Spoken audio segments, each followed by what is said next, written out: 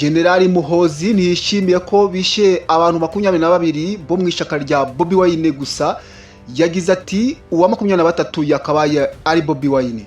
Umugaba mukuru w'ingabo za Uganda yatangaje ko ubwo afite ipfunwe ry'uko bishe abantu bake cyane 22 mu cyumweru kimwe, avuga ko bazica kurushaho kandi yifuza ko uwa 23 bazica ari Bobi Wine. Mu butumwa bwinshi yashyize kuri X, Generali Muhoozi Kainerugaba, umuhungu wa Perezida Yoweri Museveni, yavuze ko ikintu cya mbere azakorera Bobi Wine niba mufata ari ukumuca ubugabo. Robert Sentamu uzwi cyane nka Bobi Wine ni wari mukeba ukomeye wa Museveni mu matora yo mu cyumweru gishize, yaje ku mwanya wa kabiri n'amajwi 28 inyuma ya Perezida Museveni wagize 71%. Kuva mu ijoro ryo kuwa gatanu mbere yo gutangaza ibyavuye mu matora kuwa gatandatu, Bobi Wine ntaraboneka mu ruhame kandi ntibizwi neza ahantu aherereye. Gusa yatangaje ko yacitse abasirikari bari boherejwe ku rugo rwe mbere yuko ibyavuye mu matora bitangazwa.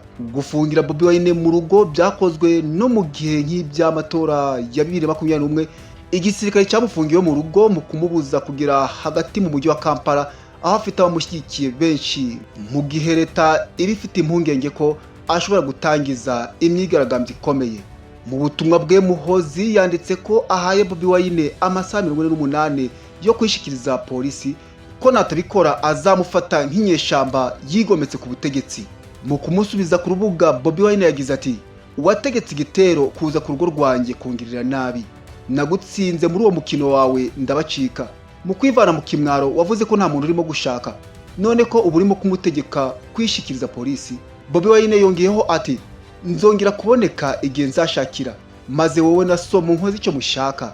Yongeraho ko Muhoozi na se ntawe bazakikira ingaruka z'ubwicanyi ku baturage ba Uganda.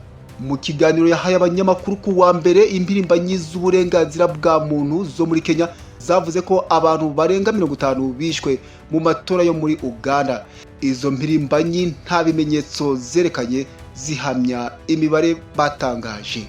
Izi mpirimbanyi zivuga ko abandi bantu amagana bo mu ishyaka rya NUP rya Bobi Wine bafunzwe, abandi benshi baburirwa irengero. Muhoozi ubutumwa bwe bwasaga n'ubuninura imibare yatangajwe y'abantu bishwe mu matora ya Uganda. Yavuze ko bazica abantu bose yise foot soldiers bo mu ishyaka rya NUP rya Bobi Wine kugeza muzehe Museveni abahagaritse. Muhoozi wisanisha na Yezu cyangwa se Yesu Kristo, akiyita umuhanuzi w'Imana, yavuze ko ubishaka NUP rizakurwaho rikazima muri Uganda. Ubutumwa bwe bwateye impaka nyinshi, aho benshi babugarutseho. Abamushyigikiye hamwe n'abamwamagana bavuga ko ibyo avuga bitarimo kwigengesera na gato.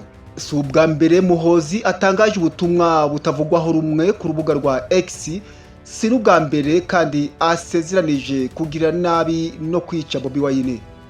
Ikiganiro cyacu ni natwe gisoreje, tubarareke gukomeza kudukurikira. Imana ikomeze barinde.